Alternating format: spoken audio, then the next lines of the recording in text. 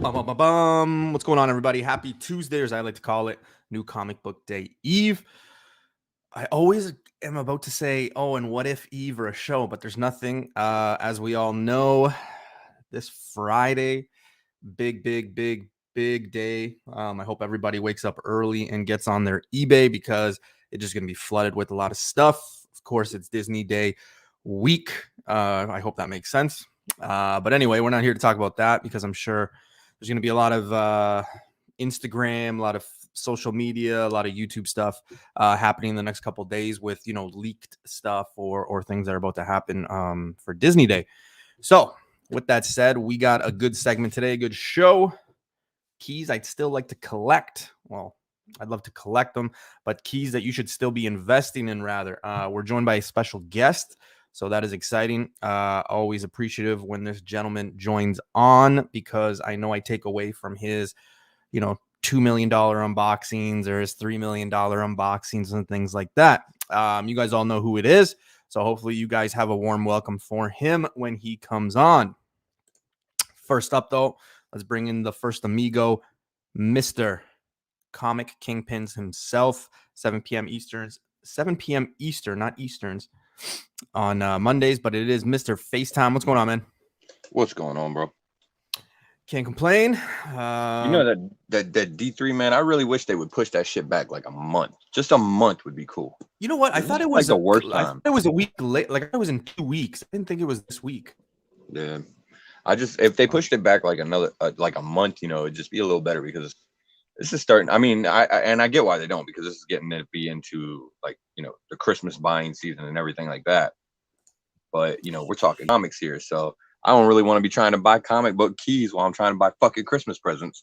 You know what's funny is the fact that like I was having this conversation with somebody and I was saying to them, I was like, I don't even remember what Disney did like for their thing like a month ago. I'm like, I don't even remember what they did. Like it's just been literally for past like 3 months. Like, hey man, November's coming. Like I remember people talking about November and like August, like Disney Day, and I'm like, what? In November? Right. We're in August. So, but anyway, we're not here to talk about August. We're not here to talk about Disney Day. We are here to talk with Mr. Automatic Comics. So, warm welcome everybody for Mr. Ryan. Hey, yeah. Thanks for having me back on. Yeah, I honestly, I didn't even know it was this Friday until somebody made a comment on one of my videos where they're like, I'm not going to sell any, I think it was like Fantastic Four books until after the 12th. And I was like, oh, guess the 12th. And I tried searching around for it. Like I couldn't figure out what to search for to figure out. I was like, I'm pretty sure it's the Disney Day thing, but I still couldn't find anything obvious that was like, this is happening this day. It just, I don't know. I don't feel like it's being advertised too much. If I had to try looking and couldn't find it. No, it's not. Yeah, last year, I remember there was like a lot of hype and everybody was like, oh my God. And then this year I'm kind of like, because it did creep up. I honestly thought it was the 19th, not the 12th. And then I got, oddly enough, not even on my Newbie Comics, it was like on my like personal Facebook. I was just at work and then like somebody posted it saying that at 6 a.m. on Friday Facebook at work. 6 a.m. Friday, this Friday at 6 a.m. Pacific time. So that is 9 a.m. Eastern time. They're basically on Twitter, online, everywhere. You're going to be able to see the trailers, all the announcement, everything. They're just going to bring everything out at 6 a.m. Pacific, 9 a.m. Eastern time on Friday. So I'm assuming eBay is going to be very busy. With a lot of books and a lot of turnover. If I have a bunch of stuff sell right away, what got announced? Yeah, so it's going to be interesting, and of course, we're not going to talk anything spoiler that was spoiled, Spider-Man wise. I don't want to talk about it because there are some people that still want to hold on to not knowing anything about it. So I heard Mephisto's in it. Yeah. But yeah, there's a lot of things happening in last night and then today. So let's not talk about it. Let's just have some fun and let's just enjoy our guest here, who's gonna, be talking about. We're gonna be talking about big books and big prices. So it's only fitting that Mr. $1 million unboxing is here with us. No, I'm just kidding. But guys, honestly, if you haven't checked out Automatic Comics and you're new to the channel, please make sure to follow him on Instagram. At the end, I'll let him kind of let you guys know what he does, but he does a lot of good stuff, and he does have a lot of great books, as you can see behind him. There's a lot of Golden Age and stuff still like have that. the Halloween. Yeah, I was gonna say, man, you got to change it up. It's almost Christmas. I just put these up on Halloween, so they've got about a month probably before I switch them. Man, honestly, there was a girl at work, November 1st. She put her Christmas tree up, and I was like, "Are you out of your mind?" I mean, my wife really likes those like the Reese's trees and eggs and that kind of stuff, and she was already able to buy the trees. They're out already. Oh, that's crazy, man. You know what it is though, because they don't have one for Thanksgiving, so they just start selling them right after the fucking pumpkins and the bats.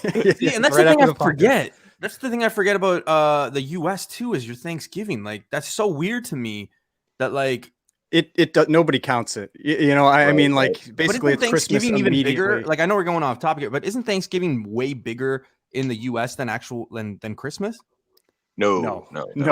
Oh, okay. No, I don't know. That's the vibe I got. That's the vibe I got. I mean, it is for fucking like old dudes, because all we want to do is eat and watch football. Like, we don't care about the gifts. You can also do that around Christmas. I mean, you've got all the college football and all that. So. Exactly. So it's pretty much the same, except you got gifts on Christmas. So. Oh, okay. That's what I. No, yeah, Thanksgiving is definitely not. At least not for anybody I know. It's not bigger. Nowhere near. All right, Christmas trumps all. Yeah, dude, I'm big on Christmas. There's 2 days I hate spoiled. It's Christmas and my birthday. I hate when people, my mom notoriously the last 2 years is like, "Hey, I bought you this for your birthday." It's like 2 months before my birthday. I'm like, no, just hold it. Don't show me. Give it to me too. No, but you'll use it. No, I don't. That's how I am. So it is what it is. All right, gentlemen, let's start the show. Lots to talk about here. I'm very excited. Always love talking big books, investments, and things like that. But we're going to talk about Big B, channel, the sponsor and friend, of course. So 3 stores, 1 in Niagara, 1 in Barrie, and 1 in Hamilton. Make sure you guys go check them out. Instagram, eBay, and all that fun stuff. You'd be surprised at what they have. So if you think you missed a book, don't worry, they got you covered. Unless that book is the furthest place from here, cover A, because they don't have it, and I'm out of that for tomorrow. So, and of course, comic book pressing, Bleecker Street Comics, $10 a press, $5 a clean. Make sure you guys go check out BleekerStreetComics.com. He's got over 3,000 books. He just got a lot of books out from his personal collection, and he's putting it into those selling bins. So make sure you guys go check him out every Sunday at Turner Street here in Niagara. Perfect. It looks like Kid Collector. He says Thanksgiving is greater than all holidays. I don't know. Gee. Damn. Okay. Hey. All right. All right, guys. Well, let's start. We'll say hello to the chat real quick, and then we'll get the show going. Dan, gold medal. What is going on, sir? Michael, I just opened up like this huge like Christmas versus Thanksgiving thing now. Michael, what's going on, man? Bronze. I see silver. I see you got silver. Empire. I see you got bronze right here. Mr. Vancouver Comic Junkie, our friend and brother out west there. Mr. Phil, what is going on, sir? Tim, I did get your 2 books. I do have them with me. White Tiger, Cool, Calm, Collective, Made to Last. What is going on? My brother from Mississauga up here in the GTA, Mr. Just Cruz, Hawaiian Punch. What is up, my brother? Uncanny Swag. Ryan, you are everywhere. Our other amigo decided, get this, Ryan. He's at a fucking hockey game. He decided to go see the Montreal Canadiens versus the LA Kings instead of being here. That's crazy. Yeah. Priorities, right? Oh, it makes me sick. But he's on here, so is he watching it at the game? It's probably intermission or something, man. Oh man, last year I remember Jane Foster blowing up. Yeah, dude, that's the thing. Like I said, last year I thought we were advertising it more. We were talking about it more. There was a lot of books pre to that day that were blowing up and things like that. And then this year, I mean, it's quiet, but let's just wait till Wednesday, Thursday. I will make. I mean, they haven't given up much of their value though. I mean, that What If 10 is still really expensive. The Thor God of Thunder 2 is still pretty expensive. It's come back some, but there's still a lot more than they were. I'm going to make a prediction. And I've done this many weeks ago. So, the people that follow me and listen and things like that, I've said all along, Moon Knight trailer is going to be shown. I have no doubt in my mind that's going to be shown. I think we get a little bit of She-Hulk, and then I think we get the second trailer of Spider-Man this Friday. I really do. I think they show it. There's no way So they do you show think that they'll cross poster. over Spider-Man with the Disney Day stuff? I see that I'm not sure about. They're gonna do mostly the shows and like their Pixar and stuff like that, but I do think that they might just show that as like their big thing. But you know, I don't know, man. I just there's a reason why they dropped the poster yesterday or Monday. I can't remember. There's a reason, or Sunday or Monday. I can't remember what day it dropped, but there's a reason in my opinion. So that's just a bold prediction I'm making. You know, don't throw eggs at my house if it doesn't happen. Okay, so. Serge, what's going on, sir? What about toilet paper? We good with toilet paper? No, man. At least not until the snow comes, because then it just like camouflages. Oh yeah, fair enough. Mr. Hood Rat Comics, what is going on? Serge actually, I think, is a Detroit Lions fan because he lives in Detroit. So I always feel bad when we do our Sundays and he comes on and we start talking about football because it does not look like the Detroit Lions are going to win a game this year. And that's pretty standard. Yeah, I was gonna say. Kid Collector, what is going on, man? How you doing, man? Ozzy, our other brother up here in North. Yes. Bleeker. And by the way, guys, Bleeker's birthday is Thursday. You know, just go wish him a happy birthday. So yeah, let's get the show going. If anybody joins in. Oh God, Phil, come on, man. Whew. I'm not even from Pennsylvania. I'm not even from the US, and I'm an Eagles fan, so like it is what it is. Well, we ain't much fucking better this year. Ryan shaking his head, right? It's like the Eagles fans, they're just like they're so mean to all their players, you know. What? Bro, we just hire stupid coaches. Eagles fans are, yeah. I mean, I don't want to make any enemies out there, but we just hire stupid coaches that say stupid things like, oh, we're losing because we're like a flower and we need to water it. It's like, no, what? You sound crazy as hell. Listen, we had fucking Andy Reid and got rid of him. That man could have won a Super Bowl in Philly easy. They just didn't give him the proper support. But anyway, let's talk. We got it here. We're going to be entering the Newbie Verse. I was going to say Universe, but no, it's the Newbie Verse. I hope you guys are excited. Are you fellas ready? Yeah. All right. This is a fancy new slide. I mean, you've got like little hashtags down there and everything. Yeah, I even got part 5 right because it's been like part 3 for like the last 4 shows. So yeah, he even found spell check. Wow, we haven't gone through the whole presentation yet, so we'll see. Fair enough. Just wait. For those of you who missed it, on Sunday I introduced a new character into the Newbie Verse. It is Meteorite from the classic Nintendo game Meteoroid. Oh God, I knew he was gonna do it again. I knew he was gonna fucking do it again. Yeah. So Metroid, bro. Metroid. I was like, are you talking about Metroid? Yeah, that's the one. That's the one. I couldn't think of it. So I'd like to thank Face and Hyper for pointing it out and hey, no problem. Making the last 2 days very fun for me. So yeah, we'll see what happens this show. So it's all love. Eagle fans are the worst. I mean, they booed Santa Claus. Yeah, dude. Yes, they did. They booed Santa. Listen, not only Santa, but if you guys follow the NFL or you guys are a Cowboys fan or an Eagles fan, you know this as well. They booed Michael Irving when he broke his neck at half. He was on the field with a broken neck, and they were booing him. So they don't care. Kurt Angle won a gold medal with a broken neck, bro. You break your neck. I'm just saying. Santa Claus, it doesn't matter to them. So yeah, it's crazy. Manning, he played with a broken neck, didn't he? Right. I thought, yeah, kind of. Yeah, I mean, yeah. I don't consider him a 2-time Super Bowl champ. I think that defense, won him that second one. But hey, whatever. Well, win is a win. PowerPoint. It's like 1987 all over again. We love the nostalgia. PowerPoint. Listen, retro is cool right now, right? Exactly. All right. If you were instead displaying like a picture of an overhead projector, then could you imagine? I tell some younger people. I don't want to say kids because I'm in HR now, so like I don't want to say the kids, but like the younger people that I work with, I'm like, yeah, do you guys remember like the overhead? And they're like, what? And I'm like, yeah, the overhead. They put that like thing, and then they put it on the wall, and then you'd like write as the teacher talked, and they're like, no. And I'm like, seriously? And I try to Google it and try to explain it to people, and they're like, no, man. They were trying to figure out why the hell you're writing on a wall. Yeah, they're like, what? So, all right, Pete, what's going on, man? How you doing? All right, let's start. All right, guys. So I'll introduce the book. Mr. Ryan will give us all the goodies. Face will give us his opinion, and then I will give you a closing. All right. Keys to still invest in our opinion. Book number 1.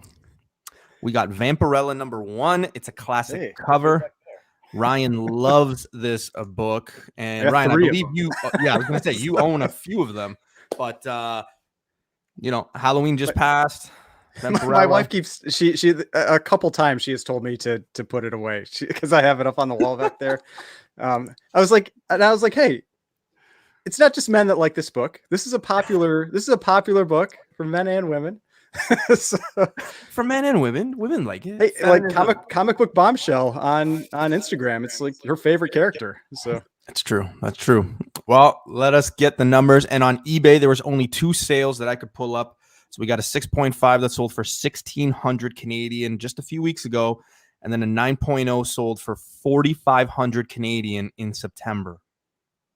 Yeah. So what Swagglehouse just said on there, this is actually, I have an eBay watch list for this book. I am constantly looking for copies of this book to come up for sale because, I mean, the main reason is that, well, one, it's a Frazetta cover. I saw Vancouver Comic Junkie mentioned that. I mean, so Frazetta cover and his stuff is extremely in demand. Just one of the top cover artists and just artists in general. And then you've got it's a first appearance of Vampirella and cover this well, right? Well, I mean, first appearance overall, but yes, also she's on the cover. And then the other big thing is that this book, I've been watching it for, I don't know, maybe a year or so. And it constantly goes up. I mean, probably more than that, maybe 18 months, something like that. It never seems to sell for less. It just continuously sells for more. And I had passed on, I think like an 8.0, maybe 10 months ago for, I think it was like $800. I think that book is pushing $2,000 now. I mean, it's just like, it just constantly is going up because there aren't a ton of them out there. It's a magazine size, which is a little bit of a downside, just for, I'm not a huge fan of the magazine size books, but there's not a ton of them out there, and especially not in high grade. High grade copies are tough to come by. Even mid grade copies, like you can see that 6.5 there, a mid grade copy is really expensive. So just about anytime I can find one that looks presentable, I'm trying to see if it sells for a good price, because they do pop up on eBay regularly, but they go for a lot. Even raw, they don't have to be graded. Even raw, they go up. They go for quite a bit of money now. So, but it's definitely one that I would keep an eye out for. But there are things you need to watch out for when you're buying this book. I've mentioned this on my channel as well, that there are a lot of reprints of this book. And so you need to look for the ones that say Warren Publishing and the ones that are 50 cents. So 50-cent Warren Publishing, because there's a bunch of reprints. There's some from a different publishing company. I can't remember what it's called. But then there are also ones that have, I mean, just look exactly the same, except there's a different price on the cover. So you just need to be very aware of that, or else you can, I've seen people pay the actual like original price for the reprints on eBay before. And so you got I hate that, man. I hate that. I think we've it all wasn't the been person there with trying to do it. I don't think it was the person trying to do it. It's just they put it on auction and it got bid up, and I'm just like, oof, that sucks for whoever won that book. Damn. Yeah. So there's a lot of these types of, like, cheesecake characters throughout comics, and honestly, the vast majority of them probably won't amount to shit, but there are a few that do have a lot of real potential. We actually talked about one, I think, a couple weeks ago in Red Sonja. And I actually like this book a lot more than the Red Sonja book, because like the problem with Red Sonja is that it can get a little, I guess it can be a little bit of a pain in the ass in deciding what keys you want to go after, because, you have essentially like the indie version of Red Sonja, the Marvel version of Red Sonja. It's just so it's kind of complicated as to which one they're going to go with in the movies and how that'll affect the keys. But Vampirella has always been indie. And even though she's kind of moved companies a couple times, the stories kind of sort of, for the most part, continue to move forward. So, she's a character that it's almost, you would like to think it's almost kind of guaranteed that she's big enough. Like her, Red Sonja, and Lady Death are probably three of the biggest ones that I could think of that will eventually get some kind of, maybe Yeah, they're the movie, big whether ones, it's all right. animated or an actual live action movie. We'll see. They'll do something. Here's my only concern with I mean, I would love to have this book. It's very rare. After Ryan had mentioned this one in our chats, I was like, man, like I started looking for it. I did not know about that price thing either, like the 50 cent. The only thing I'm curious, and maybe there's a reason why they waited, is we already know that it is confirmed we are getting a Red Sonja. I'm just interested to see how these portray, how they go on the screen or shows, right? Just simply on one fact, what they're known for wearing, right? Like you look at Red Sonja, you look at Vampirella. I mean, yeah, I mean, like with Red Sonja, I don't think you're getting the chainmail bikini on. No.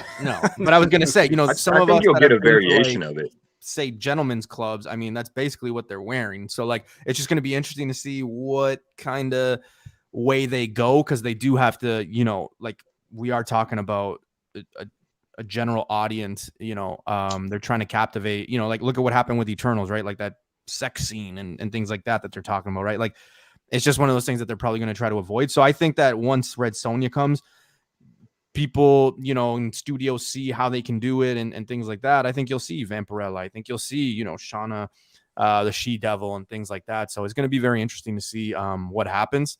I'm super excited to see Red Sonja though, just because I love the actress that plays her. So Red Sonja is not.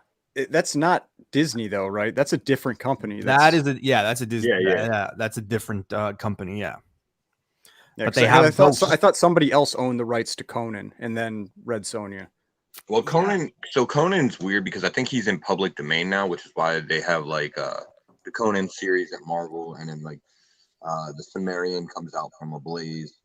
I think he's public domain, but I don't think Red Sonja's hit public domain yet. So she's still owned, I think, by Dynamite right now. Yeah, Dynamite's putting out her stuff. It's gonna be interesting to see. I'm just interested to see, right? Because I mean, I don't think that they'll be able to have these women, especially with like cancel culture and your Karens and fucking all that shit. I just have a hard time believing that they're gonna have like Ryan said, the chain bikini or Vampirella going around looking like this, because odds are the show or the movie, if they ever did her, is probably going to take place in New York. I mean, I don't live in New York, but New York is close to me. I would assume New York has the same weather as us, where basically for 9 months of the year, that's probably not appropriate to wear because it's fucking cold. So, just shit like that. But they'll probably close up the torso and give her like some thigh-high boots, call it a day. Yeah, or a jacket or something, something like that. So that's how I'm expecting it to be, man. Right. So I think my kids are gonna grow up with like a different Vampirella. Like if I ever have kids, a different Vampirella and a Red Sonja than kind of what I grew up with. So not in you're the buying comics, your kids though. Vampirella. I don't know. They aren't comics. changing anything in no. comics. Chain bikini provides better mobility, which in effect provides better defense. So it's really effective arm. You know what? I see that. Fair enough, but yeah. If she were naked, it would be even greater mobility then. I think they may go with the bikini just expect men to not. Yeah. I think you'll actually probably get some kind of variation of the bikini. Like it probably won't be the full on, but they'll do the bikini, but it'll have more to it. You know what I mean? R-rated for sure. Yeah, you got to do Vampy as R-rated because of the violence alone. Okay, I mean, mate to last saying New York isn't that cold. Winters are brutal though. Yeah, True. Yeah, we'll see. All right, moving on to the next book, and we got Strange Tales 135 making the list. Very, very, very, very undervalued for a long time, but it does pop that question of organizations or group names Not getting a lot of respect, but this is the first appearance of Shield. Sweet cover. I dig the cover. Ryan, let's look at some of the numbers here. So we got a 9.0 selling for, let's call it $1,800 just at the end of summer.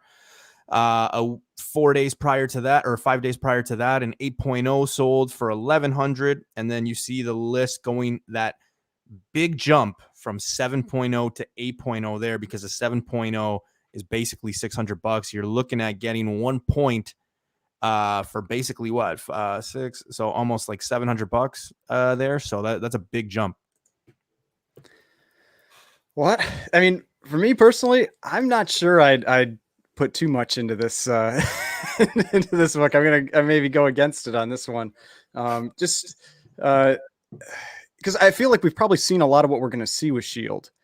I don't know if we'll end up getting much more Shield. It seems like they're maybe transferring away from that, but yeah, I agree with what Dan says there. The high grades are very hard to find. That's why you see those massive jumps once you get up into higher grades. But because I mean, a big part of this one is also Nick Fury, and so I don't expect we're going to see a lot of him. I think we'll still see him because he was clearly up in the Kree, or not the Kree, the Skrull ship. And so we'll definitely see some of him. And so maybe as that character comes out a little more again, you'll see some types of jumps in this. But Strange Tales, the books in general can be tough. They don't seem to, I'd say they're very similar to kind of like Journey into Mystery, that kind of thing. Yeah. There's not a lot of demand for anything outside of like the huge keys. I mean, like Strange Tales 110, 115, those books are, and then when you get up into the Warlock type stuff, like, 178 and 180, those books, I'd still think some potential with, but I don't know. I'm not sure if I would, if I'd be putting too much into 135. Sorry. I think you were the one that told me about this. I don't know. It wasn't coming from me. Okay, maybe I made a mistake. Shit, maybe I got the wrong book. Well, Face, what do you got to say? Yeah, I thought I was gonna have to approach this a little differently, but I mean, because I was gonna qualify it by saying, first of all, like I do like this book. It's one that I would definitely love to have in my collection. I'm a fan of the early Shield stuff with Nick Fury in it, and the Howling Commandos and everything like that. But yeah, I mean, I'm kind of at the same place as Ryan on it. I feel like we'll definitely see Nick Fury show up a few more times, and we'll see Shield pop up here and there. They'll still do a few things, but as far as them actually being big or catching any spikes, like it just seems like the next iteration that we're gonna see is probably gonna be like the more cosmic side. We'll see Sword for a while, possibly. The TVA is obviously gonna come back, but I think Shield for the most part is kind of done. You never know though. Damn. All right. Well, never mind. I don't know to invest in, because usually we talk about these before we do, like me and Ryan, because he is the numbers guy. I maybe got the wrong book, the wrong number. It's a solid book. It's not like it's a bad book to own, but it's not a book that I really see like jumping or as far as spec value, I mean, like, if you're trying to catch this in your collection, you could probably still wait a couple months, see it slide down a little bit more. And I mean, a 1.5 sold for $250 Canadian, basically. I mean, that's not bad. Then you look at I'm surprised the prices are that high on it, because it had been an extremely affordable book for a long time. Do you think it's like maybe premature people thinking the same way as you with like, hey, we're going to see Nick Fury? I mean, me personally, I do think that we're going to transition into somebody like, like Faye said, like Sword, Abigail Brand, things like that. Like I do see that transitioning happening, because something that we have to keep in mind is, I mean, Samuel L. Jackson is pretty famous, and he could look a little younger because of the money and the treatment to the body. But I mean, the guy's almost like 70, is he not? Or I think he might be over 70. Yeah. So like, I mean, how much longer? For his age. I just don't know how much longer he would kind of go. So. Yeah. Biggie's in the house. What is going on, Mr. Biggie? He's saying it's a triple key. I'd go for it. What? Yeah, I like it, definitely. First appearance of Shield, and then what else is it? I mean, the Nick main thing Fury I knew of it as was the first time Nick Fury was an agent of S.H.I.E.L.D. That's the Yeah. main thing that I'm familiar with that book. Yep. Biggie saying he got his for $35 4 years ago. Nice. Yeah. This book Oh, is yeah. the first appearance of Hydra as well. Okay, Yep. so that's kind of big. Okay, perfect. Yeah, I just didn't know all the facts there. All right, well, let's move on to a book that we, for the love of God, please all agree on. We got Submariner number 5. This is the first appearance of Tiger Shark. It's going to be very interesting to see what kind of world we get with Submariner. But let's look at the prices here. So an 8.5 sold for $624 in the middle of the summer, and then just most recently at the end of the summer, an 8.0 sold for $500. You kind of see the jump there, about $130 a point. But if you look at the 7.0, 6.0 there, that's I mean 200, 380. That's very attractive as a buyer. But I'm also not sure what the census is on this and what the most common book is. But I'm sure Ryan will have some information there.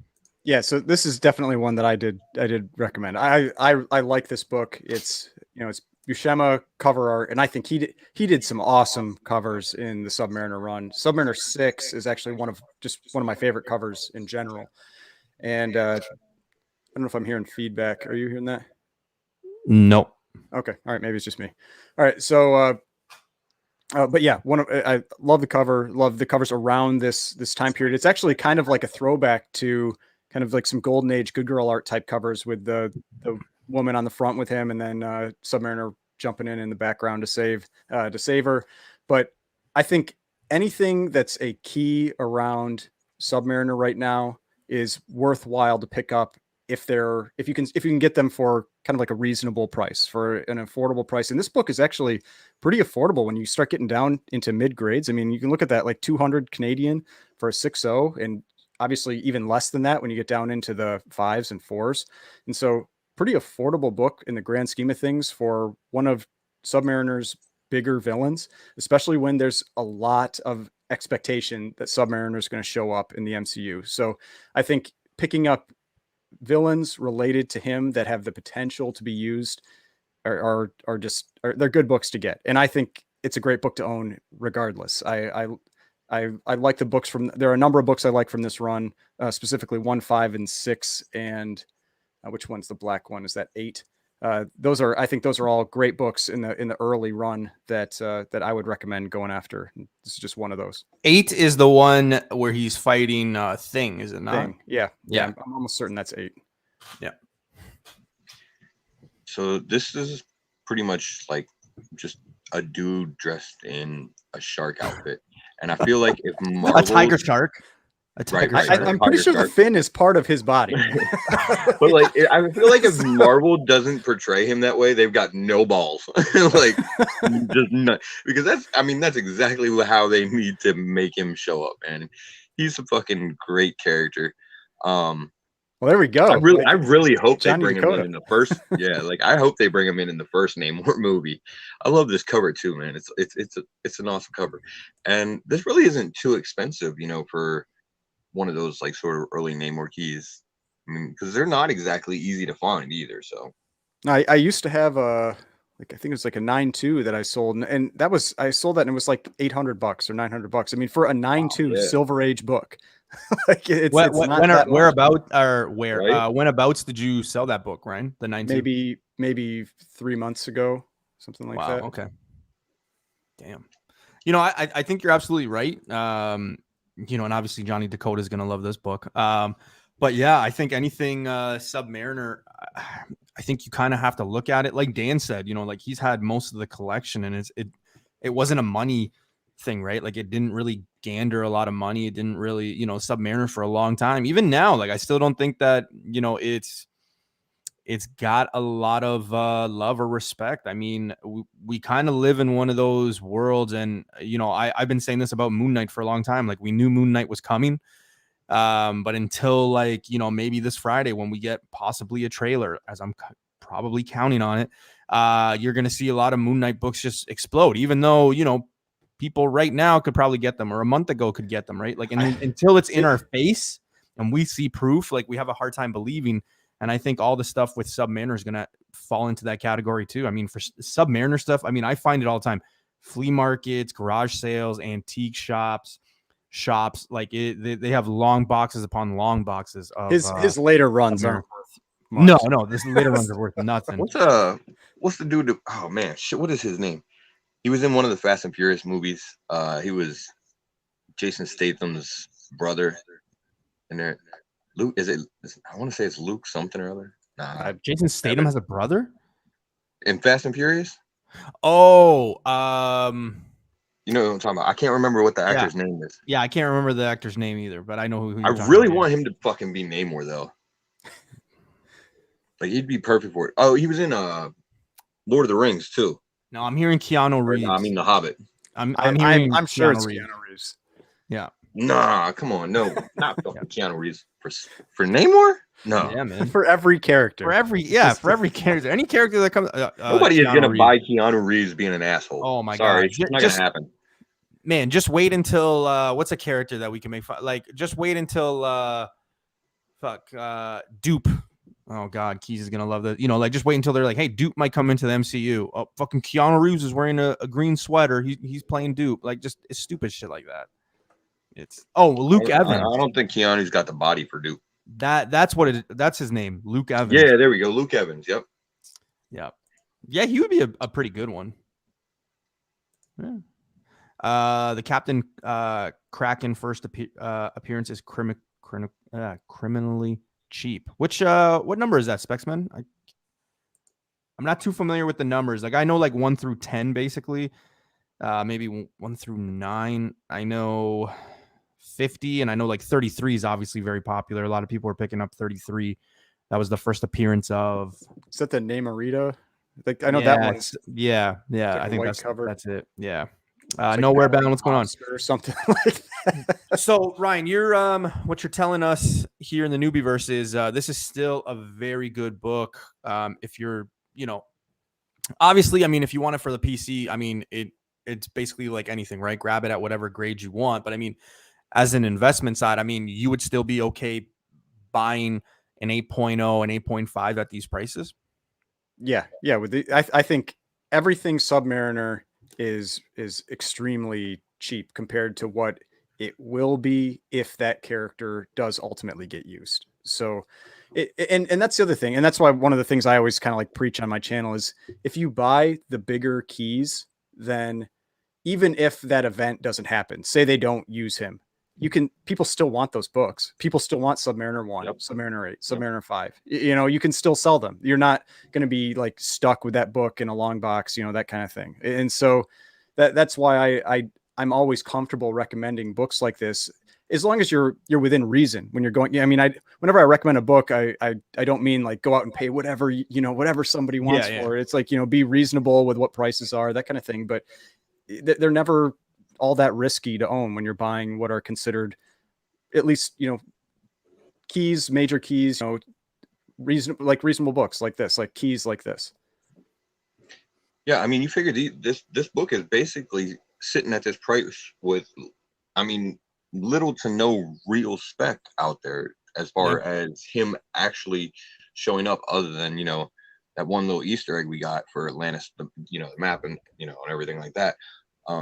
There's been nothing solid so far, but it is it's just one of those characters that everybody wants to see show up at some point, and we all feel like will. So it's been 5 days. It's been 5 days since Eternals came. Ryan, have you seen Eternals?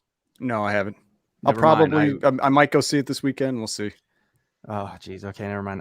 I was gonna say something, but never mind. I don't want to ruin it. Yep. So no, I don't want to do it because I know what it's like. I know.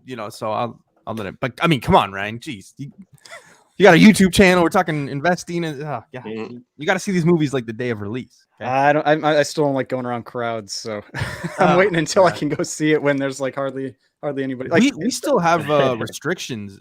No, that's a lie. Our theaters open full capacity. Never mind.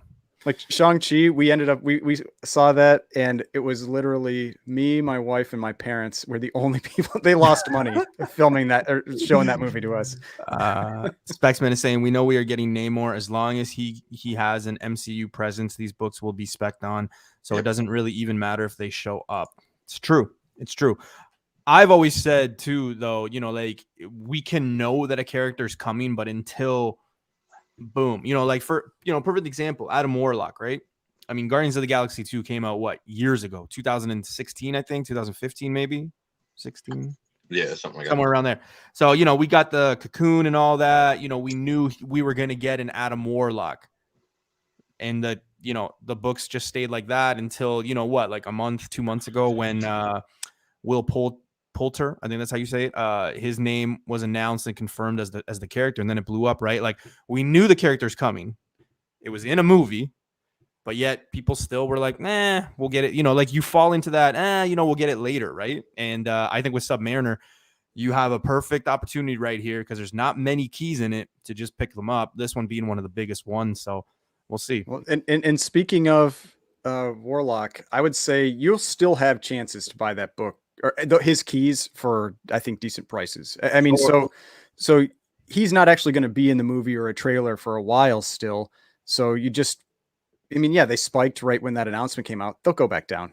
Yeah. Oh yeah. It's just, it's the way people are, you know, in this hobby. Like, it's like, if it's not right, like you said, it's not right in front of your face, they forget about it. And exactly, it's going to go back down. And then everybody's going to be shocked when the prices jump back up again when we see them on screen. Exactly. RP is saying, finally saw Eternals yesterday. It wasn't that bad. Come on, man. That was like the first Marvel movie with like a sex scene. 5 stars. It's actually, I read an article I read an article that it is theaters in, I think Spain, Portugal, England, and some countries in Asia. I'm assuming maybe China or whatever. They had deleted that scene from the movie or something. So we'll see. All right, they can delete it from ours too. Not needed. Next book, we got Alias #1. Now, this is a book that I do think is going to come down in the near future and then just spike up. But this is the first appearance of Jessica Jones.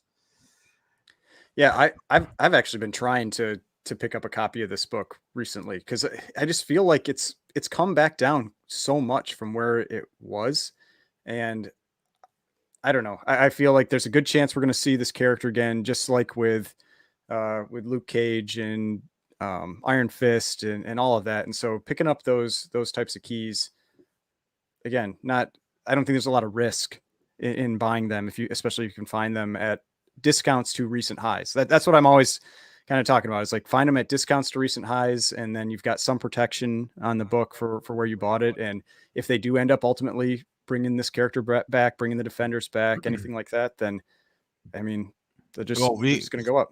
Ryan, be careful when you say the word Defenders here, because Dan Delatorre is a huge Defenders fan. Not his version. And he will go crazy with that. So, yeah. No, I really believe in this character too.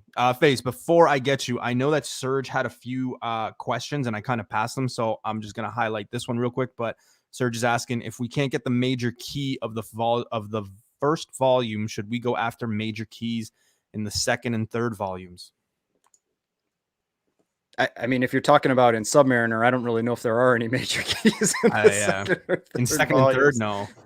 So, but I mean, the thing is key books are key books. Like if there's a key book that's in a later volume, then yeah, you know, go for it. Like there's no issue with that.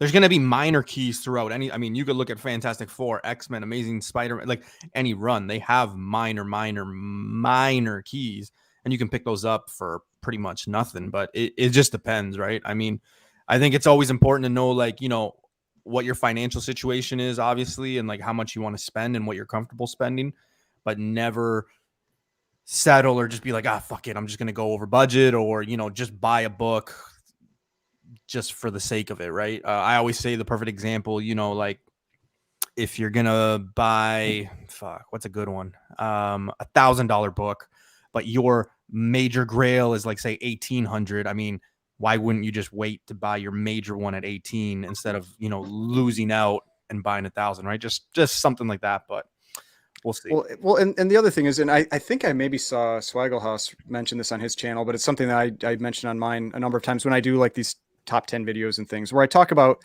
often these big books that have sold.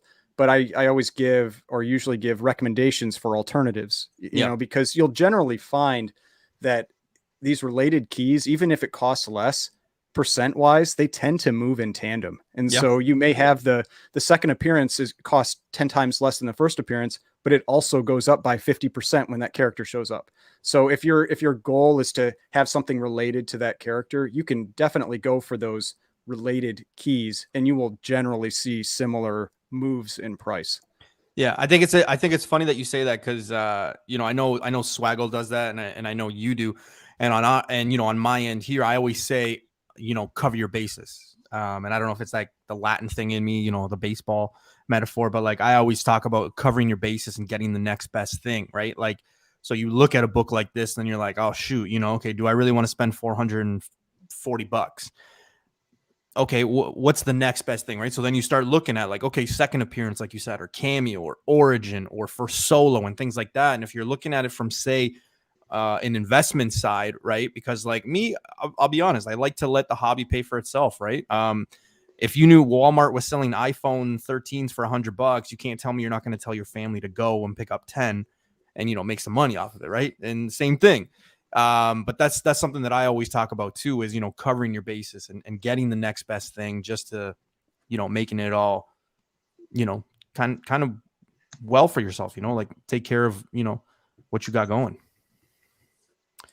Everyone pay attention to what Ryan is saying. It's all about multiplier on investment, not necessarily just the net profit. Yeah, and that's what I've talked about with a lot of these like mega keys. You know, if you're talking about things like AF-15 and those kinds of books, it's like, yeah, you see big numbers. It's like, oh, that book went up $20,000, but that $20,000 might be 50%. But you buy something else that's more affordable, you know, like an ASM 129, and it goes up 100%. Yeah, maybe it doesn't have that, you know, like the sexy look of like, oh, it went up 20 grand, it only went up 1,000, but you made more on your money. And so there are different ways to look at comics in terms of investments and that kind of thing. And I think sometimes people focus a little too much on the big price moves, because they look impressive. They get headlines, but they aren't necessarily big percent moves. So that's why a lot of times, like those huge golden age keys, you know, like Batman 1, Superman 1, Action 1, they aren't necessarily great investments. You know, they don't, percent wise, they often don't move much, but you'll see like, oh, it sold for 100,000 more than 5 years ago, but that's 20% over 5 years. That's a horrible investment. Inflation, you know, all that stuff. Yeah. That's the type of stuff you got to consider if that's how you're looking at it. If you're looking at it from just a collection standpoint and having the book, it's completely different. But if you're looking at it from an investment standpoint, that is a good way a thing that you should be aware of. Yeah, as far as the question that Otmi is asking right there about mid and lower grade keys being the same price graded as raw, no, that should not be the case at all. I mean, because, you know, obviously whenever you sell a graded comic or whatever, generally speaking, if you got it graded, you put the money into it to get it graded. So there's always going to be a little bit of a premium over, you know, the raw comics, but there are a lot of people out there that are trying to sell raw comics at graded prices. So you'll kind of want to try and avoid those if you can. If you see a raw going for the same price as a graded, that's probably not a shop that you want to shop at. I mean, the reality is, though, a lot of times that's what I'm seeing. That's what I noticed maybe starting about a year ago. I remember talking to my older brother about it, because my older brother also crazy buys and sells comics and that kind of thing. And I was like, man, like raw books are selling for the same price as graded. And I think a big part of it is because the price guides that people have are things like Go Collect, Cover Price, GPA, you know, and so what you have is graded prices. Yep. And so you don't, like, there's no real definitive raw price book. You can't use Overstreet, you know, like, so Overstreet is useless for pricing. Oh yeah. It's always fun though to look at like the older books, right? Like I just ran into like a 1980s one and we were going through it or whatever. And I mean, I have an Overstreet. I like having it as a reference, but I don't use it to price. I think one thing, first of all, Swaggle, I'm with you right there. I always preach that, right? I always say to people, you know, like, don't just listen to the investment people and the spec people, because then you might end up, like spec people and investment people, we are right, like 60% of the time, but there's also that 40% where you're wrong, right? So you don't always want to, have that. For as many successes as I have, I also have just as many wrong books, right? Or books that didn't transpire, right? So you always have to do that, right? But I will say the last 3 weeks, and I've been lucky, but the last 3 weeks there's been a con. So there was Fan Expo in Toronto, then there was a Fan Fest in Niagara Falls, and then we just had Mississauga Comic-Con this week. And I can tell you guys right now, from the big city to the small fan thing to Mississauga being a smaller mid-sized show, everybody around here is selling graded books or even raw books at like graded prices or future prices. Like the one thing I kept saying, keep hearing constantly is people being like, oh, this character is going to show up though. This character is going to show up. So this thing is going to be X amount of dollars in a year or two. And it's like, well, I mean, and that's one of the things. And again, something else I've talked to a number of people about, where I think a lot of people have, because like there weren't cons for a while, got this mentality that's like, oh, like cons are a place where where everything's cheap. And it's like, well, maybe for like dollar bin books or like $5 books, but wall books are eBay or higher. It's like wall books are not cheap at cons. And for so, sure. I mean, because it's not like if they could sell it on eBay for that price, why would they want to sell it for half or a third, at a con? Right. And so people, they know what the books are worth. Omega Reed wants Jake. We all at least that white page is never worth the premium that people pay for it. Oh fuck, Jake. Shout outs to Jake, Omega Reed, and Jesus over there at Spec Tales, the podcast. Make sure you guys go check it out. They just had Reggie Collects on there last week. I don't know who their guest is this week, but they had Reggie last week. 2 weeks ago, they had the writer or creator of Ice Cream Man. 3 weeks from that, they had this guy named Newbie Comics. Go check him out. He's pretty cool. So yeah, and big shout outs to Justice for Comics, the cover collector, Long Bing Diving, Panda, all the guys that have just joined us for the conversation. I appreciate you guys tuning in. All right, let's switch gears here. Let's go to the next book. Next book is one of Ryan's favorites lately, but we got Shazam #1, first appearance of Captain Marvel / Shazam. Yeah, I think I had 5 of these at one point, and I think I am down to 2 now. But yeah, I think that on the DC side, there's not a lot to really go after. You've got Batman and maybe Aquaman to a little bit, but like Shazam, that was one of the most popular movies that they've made in years. And then you've got Black Adam coming out, which that book, like Shazam 28, that book has just gone through the roof. That book has it was gotten nothing really, a few really years expensive. ago, man. Oh yeah, it's one of those things where if I hadn't had such a negative view of DC like Spec, I would have just piled up those books the instant I heard that The Rock was playing that character. But you generally assume that the DC books just aren't going to do anything. But that book moved like a Marvel book. Like that book went crazy. And Shazam 1 is similar. It was also a pretty cheap book, and it's in a 9.8. It's like $1,000 book now. And because I know that on there, like you've got around 864, but I mean, I just sold one maybe a month ago for like $950, I think US. So yeah, I mean, and the peak I think was like 1,100. So it's an expensive book, and it seems like the next movie is going to be fun. I assume they're probably going to end up tying The Rock into that franchise at some point. And so I think that it's a great book to own. Yeah, I agree. Zachary Levi or Levi, I'm not sure how you say his last name exactly. Oh, you messed up his name. Oh, what is it? Right? Say it again. Oh, nobody knows how to pronounce it. It's fine. We're gonna taunt you for like a week now, Face. As long as it makes you happy, bro. You got way too excited. But no, he's reaching. But no, I mean, let's face it, he's not filling out that outfit. There's definitely some padding in there or whatever.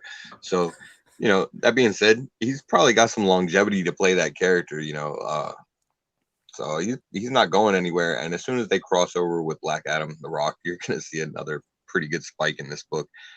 As far as DC spec, yeah, it definitely is tough, but this one's pretty safe. I mean, it's almost a lock to see a rise once they cross over with The Rock, and they have to at some point.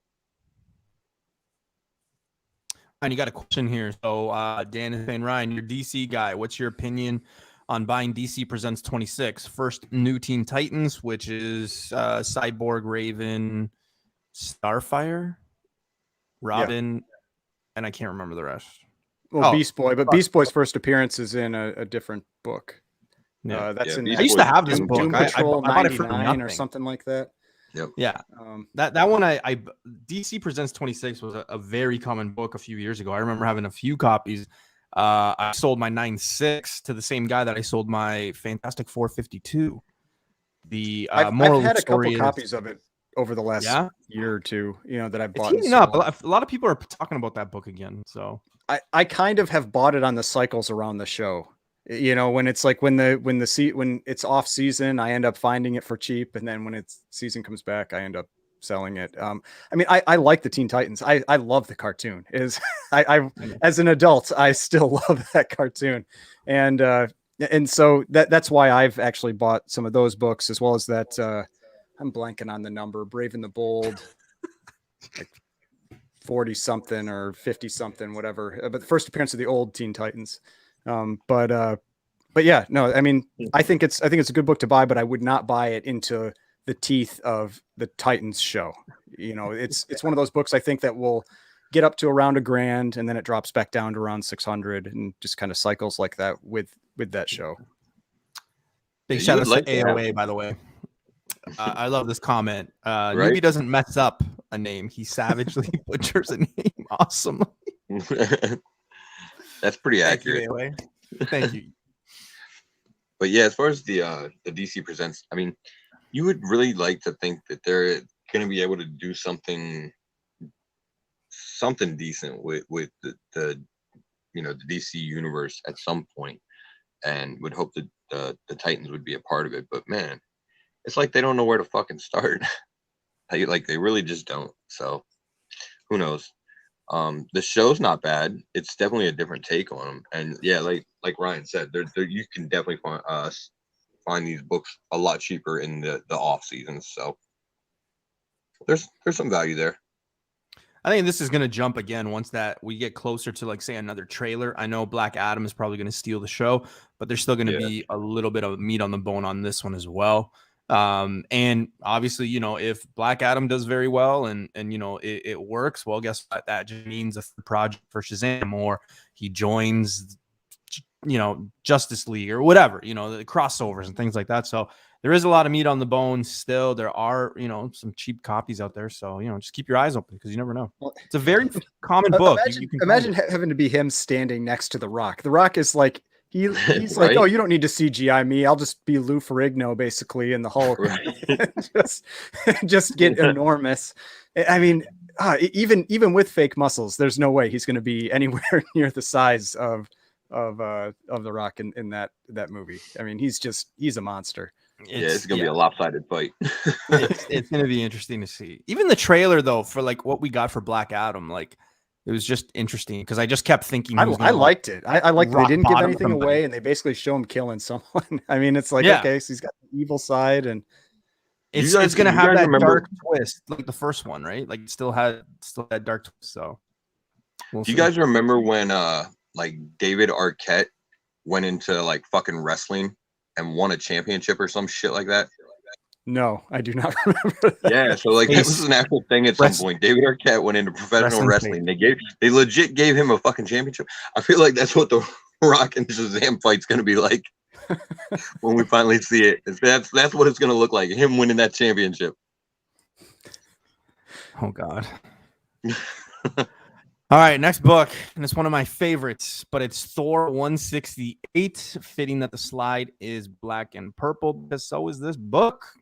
This is, well, I don't want to confuse people, especially if there's newer people joining the community of comics. But if you look at books from CGC in the Thor run from, I believe it's 161 through to 169, we're going to get a description, origin of Galactus. The two that really stand out, and we talked about one of them, was Thor 169. The last time we did this show with Ryan.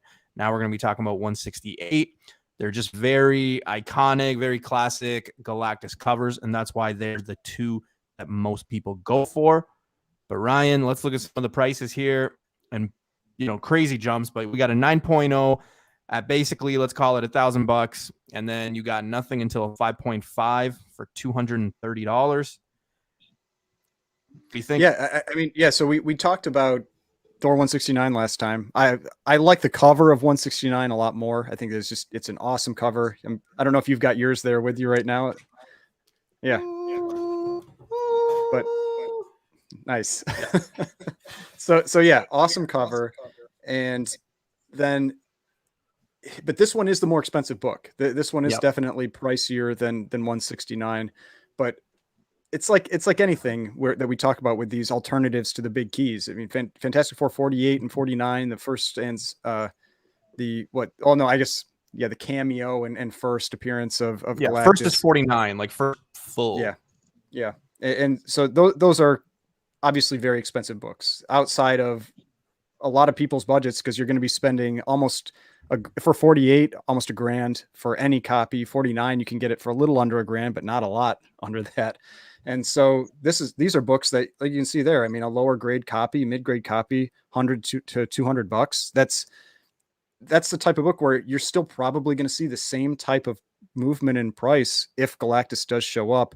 Now, I have no idea if we will see Galactus. I mean, that's one of those things where it could be a character that we don't see for 10 years, but it is something that once people start thinking of the Fantastic Four, people want that character done right. Nobody wants Cloud Galactus to be the only version of Galactus that was on the screen, so people want it done right. And clearly, with Marvel, we've had some pretty out there characters. You've got Groot, you've got Rocket Raccoon, like characters that are pretty obscure, but are you'd think would be tough to translate onto screen. Galactus is kind of similar. Like, you feel like he might be tough to translate on the screen, but you get the right director, the right story, and people will like it. Again, I don't want to spoil it, but Eternals, after watching Eternals, like I could see it. Like, they were to go that route. And I don't want to, I'm trying to find my words here, but for those of us that have seen Eternals, I mean, I came out of that being like, wow, they could maybe really do Galactus. So yeah, I mean, in the trailer, we've at least seen one of the Celestials, and that's going to be a similar style. Like, that's how you'd approach it. So, and it looks cool. So yeah, you have to make it a big, imposing character and try to not, have his his shorts / kilt thing that maybe that he's wearing, Somebody in the comments said, I don't like seeing Galactus's skin. Yeah, they draw him. It's a little weird every once. It's like he's like almost showing something. So. Listen, I know this is a touchy subject for you, because Galactus is pretty much like your go-to character. You are a big Galactus fan, so I'm interested to hear what you say about this book. I am. I'm a huge Galactus fan, and when you eat planets, you can wear whatever the fuck you want. So, yeah, I love this book. Galactus, they of course, without getting into spoilers or anything like that, like you said, you don't even need to. They've already announced that they want to do the Fantastic Four and everything like that, and you just know eventually they're gonna do Galactus when they do the Fantastic Four. I mean, and you would have to think. You would have to. Yeah, I mean, with the attachment to the Marvel Cinematic Universe, the Fantastic Four is not really one of those properties where they can just do one movie. Like, they're pretty much gonna be obligated to do it. I would think at least 3, just to introduce some of the different elements that are, you know, heavily attached to them. So Also, I am hearing early rumors that Keanu Reeves will be playing Galactus. So I heard he's also playing the Thing. So you know that Summer Galactus comment almost made me spit out my drink. That's pretty funny. Bought this one a couple of months back. CGC 5.5 for 200 as investment. That's a pretty good thing, man. I bought 2 of them raw. One is at CGC now. That second copy is going to be going to CGC. I just love the cover. And you know, when you talk about covering your bases and things like that, again, could I get Fantastic Four 49? Yeah, I just don't want to spend that money. I like to spend like a fraction of it. So yeah, I'm just gonna go this route and maybe one day get the Trinity, which is 48, 49, and 50, but we'll see. 49 is one of my favorite books of all time. That's one that I'm constantly trying to upgrade my copy of that book. How many copies of 49 do you have? 2, right? Well, I only have one. I whenever I buy it, basically I will buy a new one and then I sell the prior one. Kind of like keep trying to like upgrade it, and then but it's gotten to the point where the next one is I don't want to spend as much money as it's going to take to get the next grade. Newbie. How's Omega Red just going to spoil the whole fucking MCU like that? Oh, dude, I know, right? I heard Galactus is just another variant of Kang, who is secretly Mephisto, played by Keanu Reeves. Dude, that's just like when people go to see Eternals, like that fight between Wolverine and Gambit, and then Rogue shows up and Binary. So Binary is Captain Marvel, and then Bug shows up. It's just crazy, man. Like you get all of that in Eternals. So it's just crazy. Ryan, I don't know if I've asked you before, but I sometimes ask when we are on the topic of like Fantastic Four or ASM, you know, books. But if you had to take, and for argument's sake, right, because of what 52 is in Fantastic Four. Let's go the first 52, and it's just a yes, you know, just one or the other. Not too much time on this, but like if you had to pick ASM 1 to 52 or Fantastic Four 1 to 52, what are you going with? Fantastic Four.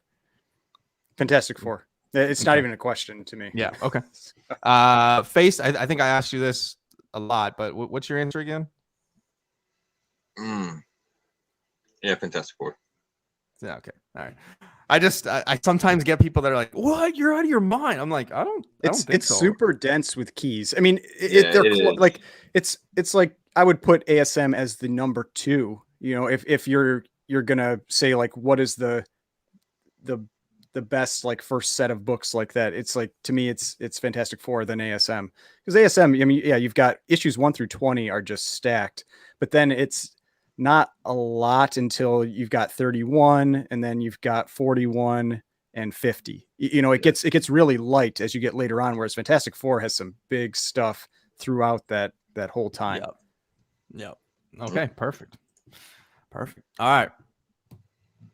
Daredevil number 7. Now, this is one of Ryan's go-tos, favorites. But this is a classic Submariner and Daredevil battle. And for those of you that don't know, this is actually the first time he has this reddish, blackish suit, because before this, it was that purple and yellow one. Yeah, no, also, I I always thought this was funny because the scene is underwater, but then there's like that newspaper there. Like I just always thought that was funny for whatever reason. I don't think the newspaper is underwater, but yeah, no, I think this the fuck is Daredevil doing underwater? Getting his ass kicked by Submariner. Right? He doesn't. That's the one thing I've never understood about this book is like Submariner is effectively like Superman. You know, it's like a street level character fighting a super powered being. You know, he doesn't stand a chance. But this is I think just a great book to own. It has gotten very expensive. It has become a very expensive book lately, but it's another one of those books like Daredevil books spiked a lot earlier this year when the initial rumors came out that we were going to see him in the Spider-Man movie, and they have cooled off a little bit. And so I think if you can get them at those discounts to prior highs, I don't think there's any real big question that we're going to ultimately see him back again. It was the most popular Netflix show that they did. And so I could easily see reintroducing that character. Kingpin was also extremely popular, so I could see reintroducing that character. And so this is just one of the few keys that you have with God, yeah. This is just one of the few keys that you have with Daredevil. Daredevil is very light on key issues. It's basically like 1, 2, 7, then 131. It's like, and then 168. And I know there are some big Daredevil fans that'll hate me for saying like Stiltman isn't a big key, or that kind of thing. God. But it's that's kind of how it is. But this is one of those big keys. I'm trying to think of some of the other ones. Like there's the Matador. Man, I mean, you've got Purple Man. You've got the Owl. You've got that. Who is he? He's the gladiator. Oh, the gladiator. Yeah. Oh my God. Yeah. Could you imagine like Maximus Aurelius just walking down the street? Like, give me a. Oh God. Yeah, no, I mean, so yeah, I mean, he's kind of light on keys, but this, I like the cover. I think it's a real important book in terms of the first time he's in that outfit, because that's what he is forever after that. And so I would definitely pick this book up if you can get that one at a discount to recent high prices. I would like to save Daredevil from all this shitting on him that you guys are doing, but I can't. I mean, it's pretty accurate. The early run of Daredevil is pretty light on keys. This is an interesting meeting, and it's two characters that people are anticipated about showing up. We already know that they've got like Charlie Cox locked down, it sounds like, so he's coming, and people want to see Namor. We already said that earlier, so the meeting between them is cool. It'll probably see a spike. It's like you kind of wonder what would make them meet up in the MCU overall. Like, I'm just trying to picture this scene in the MCU, and I just can't get there. It's like only if like Daredevil was drowning and Submariner dove down, actually throwing him out of the water to save his life. Listen, it's like that. Hold on. It's like Swagglehouse says, though, and we can make fun of it, but I mean, like, right? Guardians of the Galaxy, Eternals, just he's right. He is right? Like, Aquaman used to be the biggest meme. Exactly. They're just memes until they're not. So. And then they were like, you know what? Fuck it. We'll just get Jason Momoa to play him, take off his shirt a lot. Yeah. So we'll see. You guys are also, and we also got to remember too, we're talking about the 7th book in the run, right? Like, it's very early. Right. It's a classic. It's a classic book. The costume change. I mean, I don't think costume changes are warranted big, but I mean, like, we're talking about the issue number 7 with Submariner. I mean, it's just things are going to pop up, especially if Daredevil pops up, Submariner comes in. I mean, we know the game. Anything and everything related just goes up. Even if you're not a fan of Daredevil, I guarantee you, if tomorrow they drop some hint or leak of Daredevil, maybe today people are just going to go crazy and go, pick everything up. So that's just the game right now. So, I had a question here and I passed it. You guys think prices of books will ever dip to 15 to 20 years ago levels? So basically the 90s. No. That was my lifetime. Yeah, no. There will be dips and everything like that. There's actually a lot of money in comics right now that seems to be going around that probably won't necessarily stay there. There, like, a lot of people that have gotten into comics recently might eventually get out of it when they don't see the returns that they want or stuff like that. But as far as to get down to those levels, that's very unlikely. Yeah, I mean, I would doubt they would even hit prices from a year ago, let alone 15 years ago. I mean, because we've seen prices drop. I mean, for sure, like they've gone down in most cases around 30 to 35%, somewhere in that range. But most books were up 200%. So they are down, but they're still up quite a bit from where they were, a year ago. I think, something that, and, I'm not trying to quote like 750 million rappers of our lifetime or anything like that. But, there is that old saying, right? What goes up must come down. And eventually everything does come down. It gets oversaturated, just in anything, right? Whether you like it or not, obviously we're all going to be biased because we love comics. We love the movies. We love everything about this, right? This is our hobby. But like anything, right? That's not necessarily true, though. I mean, no, but I was gonna say is like there's always gonna be just little dips here and there, right? Like it's just like anything, right? And I always go to music with this, right? And I'm not bashing. It's just like it happens with everything, like sneakers, cards, just anything. But like I always relate it to music. So I was a big Black Keys fan, and if you don't know who the Black Keys are, I said like go YouTube them. Good band. Always used to love the Black Keys before they got hot, and then when they got hot, it's kind of like, oh, they're everywhere now. It's like, right. So there is that fear of oversaturation, especially with what Marvel plans to do with having 8 to 10 movies a year and 8 to 10 shows a year. Like we're getting more and more of it. So like I just hope that people just don't get sick of it, right? Because the more and more you want, that's all. Newbie, I do have to admit, I am a little concerned with something that you said there. Oh, I get that you love music and everything like that, but you got what goes up must come down from Jim Jones music. You got that from music. That's where that came from? Yeah. That gives me a whole lot of concern for the Canadian educational institution. I'm sure my science teacher said it a few times, or my I would hope so. Yeah. I might have come up at some point. Oh God. Got one more book, but before we do that, Ryan, I'm going to give you the floor to let the people know where they can find you and what you are doing on this thing called YouTube. Yeah, so I'm on YouTube and Instagram under Automatic Comics, and yeah, Nickelback gear definitely went down.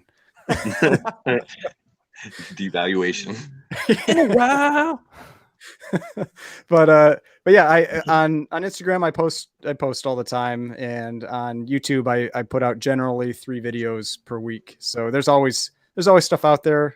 Either unboxings. I buy a lot of books every week, so I have a lot of stuff that I film every week. But generally I think it's pretty unique books compared to what you might usually see in unboxings on YouTube.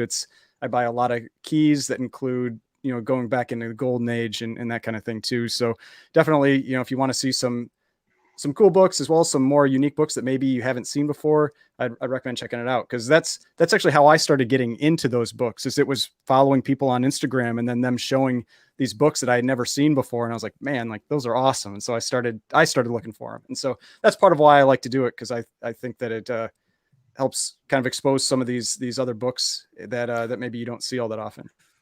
Yeah, and like I always say, Ryan has his $1 million unboxings happening monthly. But no, Ryan does have a cool channel, numbers and things like that. He does give you a different perspective, and I think it is one of the channel. I mean, we're pals, and I support your channel and always give you a thumbs up and stuff like that. So I suggest everybody go tune in and check him out. Yeah, and he does have a lot of unique books, man, for sure. Hell yeah.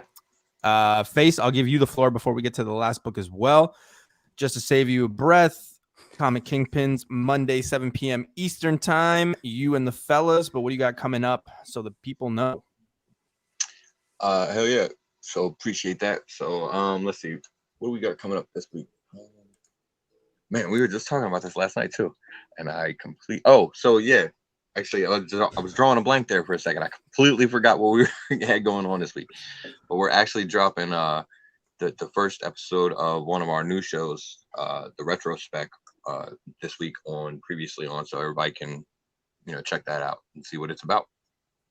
So that'll be Monday at 7, and we're getting close on our 250 subscriber giveaway. We got a lot of great books, some donations from Kamikaze, Dan Delatore, Gus Lab 81, Newbie Comics, me, the guys. So definitely got a lot of dope stuff going on over there. Yeah, we got a bunch of stuff. And speaking of giveaways, I will be posting a leaked picture of some of the stuff that I'll be giving away for the 3,000 subscriber giveaway on my end. All right, so that is the information you guys need to know about Ryan and Mr. FaceTime. So switching gears to the final book here. Here we go. Keys, I would still invest in Daredevil 168, staying with Mr. Daredevil, but this is the first appearance of Elektra, which I spelt wrong. Told you guys when we started this that there could be an error. We finally find it on the last slide. Yeah, so I mean, like I just mentioned, this is one of the few Daredevil keys that's out there. And so if you've got books related to Daredevil moving up, I think this is another one that's worthwhile to pick up. Now it had gone up a lot earlier this year, and I'm not really sure on what, other than the what was it, like female Daredevil in the recent storylines where she was playing 25. Daredevil. Yeah. I mean, so I don't know if that's really what was driving people towards this book or what, but I would expect it to come back down some. And then it's one of those books that I'm always watching for. I'm generally always looking for key issues. You know, that's generally what I like to purchase. And so that's what I like to follow. And so whenever I see this one coming up for sale, I'm always watching it to see if I can pick it up. So I would recommend that others do as well. What if you're getting it graded, what grade would you suggest people be looking for it? And I am getting word that we want to know if white pages matters with this book. No, I mean, I mentioned this on my channel all the time. I honestly, I don't care about page quality. It means literally nothing to me.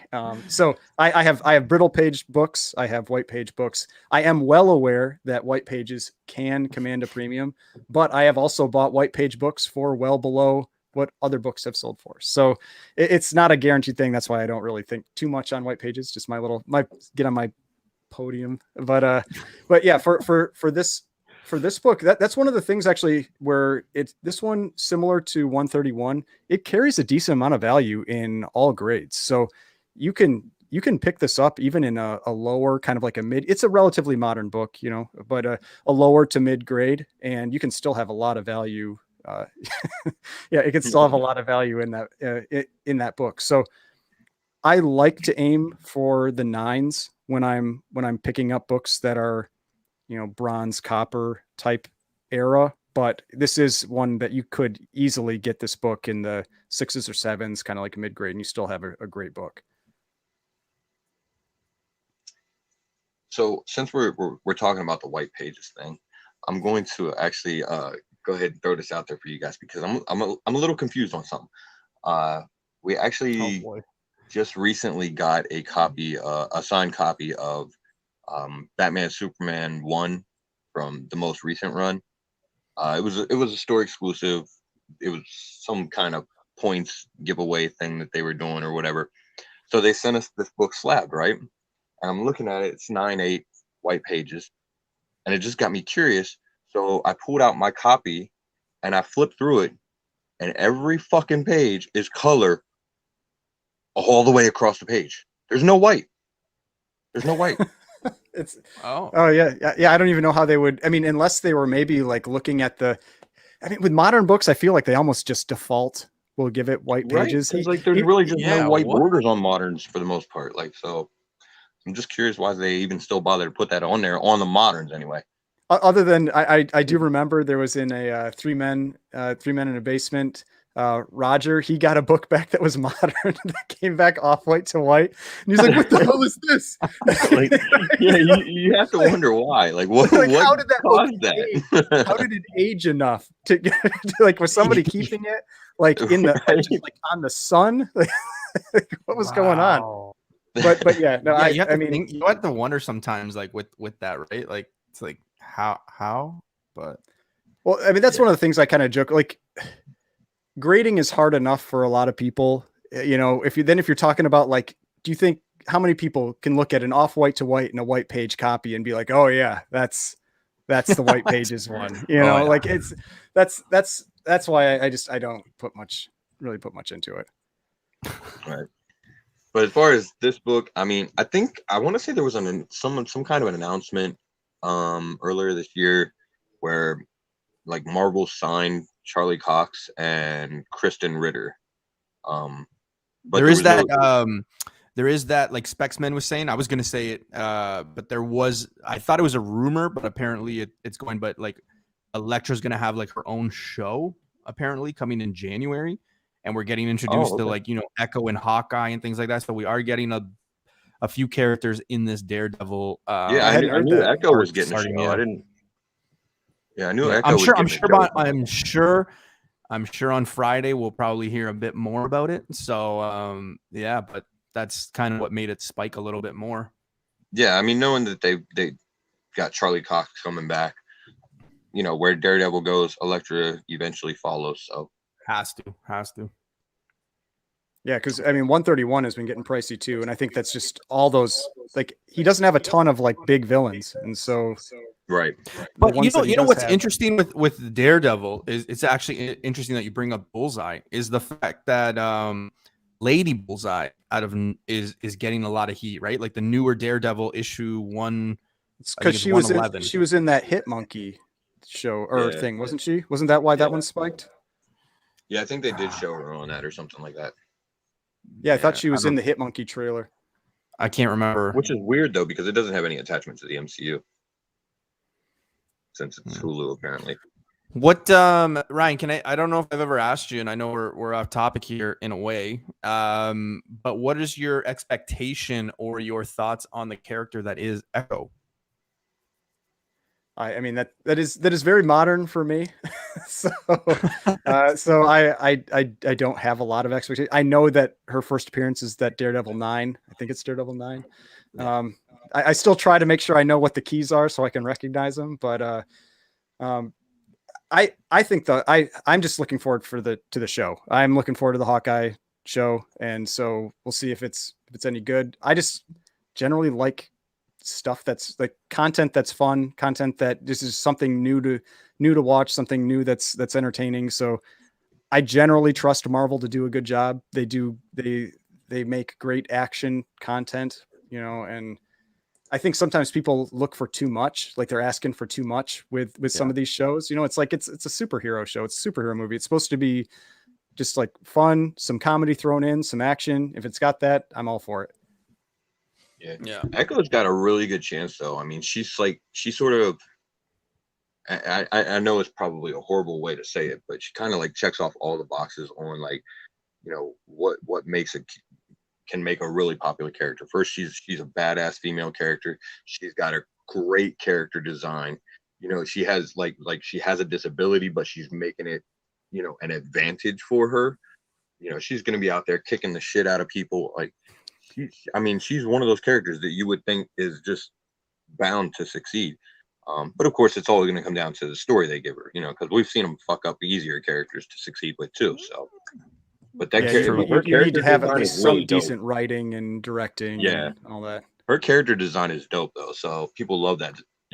I personally think, and again, it's just my opinion. I personally think that we're not going to see a lot of Echo in this Hawkeye show. I think she's just going to be like here and there a little bit. And they'll probably save her for her series. Mostly. Yeah, exactly. Just give you enough to know that she's cool as shit. And there's not, and like Ryan said, it's too modern for him, but he still keeps an eye out for this stuff. So he knows that it's Daredevil 9. But like somebody had mentioned, I think it was Spexman that said, like Echo is not on a lot of covers. Like there's not a lot of covers of her. There's not a lot of like stories of her. So like, there's like there's a Daredevil book that I picked up like 4 copies of, and it's got like Echo on the cover, and it's like Echo Returns and stuff like that. I mean, if you're looking for an investment and things like that, you know the game. Anything related to the character is just going to see a bump. I mean, look at a perfect example. Look at Kang. I mean, there was tons of Kang books that went up the roof. Fantastic Four 323. I'm looking at you. That book is nothing, but it's got Kang, and it was like a $15 to $20 book. So, you got to just keep that in mind too, because you can still find these books relatively cheap, like for nothing, right? So, and Marvel knows what they've got on their hands with Echo too, because you look at even just the comics and what they're doing with her. I mean, she's probably the most unlikely fucking character to get the powers of the Phoenix Force, and yet she's got them. So, they know that people dig that character and want to see more of her. Also, I forgot to mention, I'm pretty sure Hawkeye starts next week. Yep. Is it next week? It? Or is it the week after? I can't No, remember. it's next week. It starts the week before Thanksgiving, I thought. I thought it was the day after Thanksgiving. Some shit like that, but I don't remember. Like, or the day before. Yeah, like they would do it I on don't Black remember. Friday. Give me a break.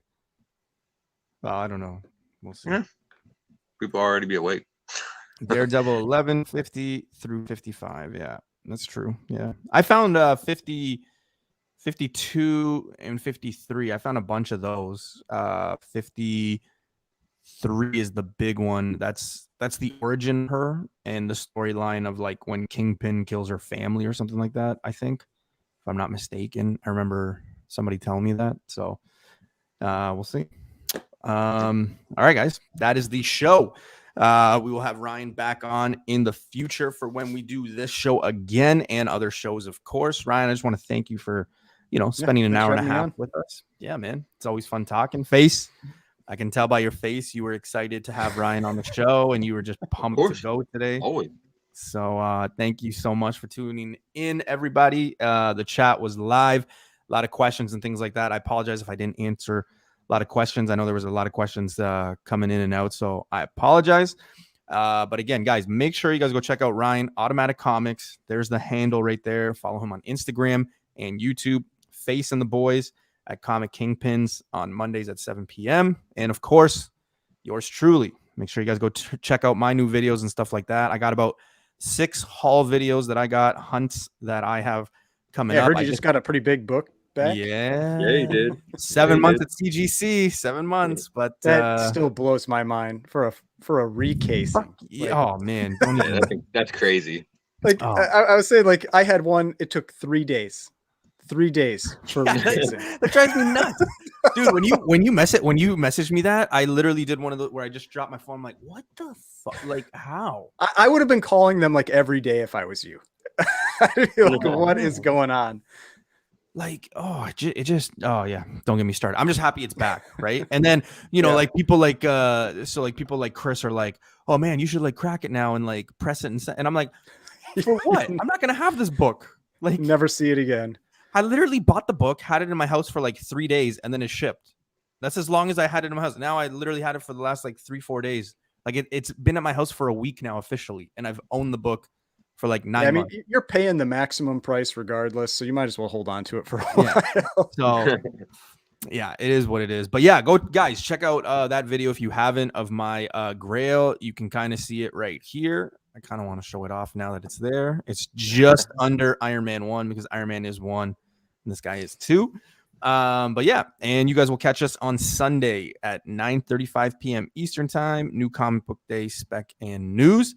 It's probably going to be a big show, guys, because we are going to be talking about Disney Investor Day and possibly some of the bigger books that come out tomorrow. So happy hunting tomorrow. Don't spoil Eternals. Don't spoil Spider-Man leaks. And, don't crash eBay on Friday, people. Later.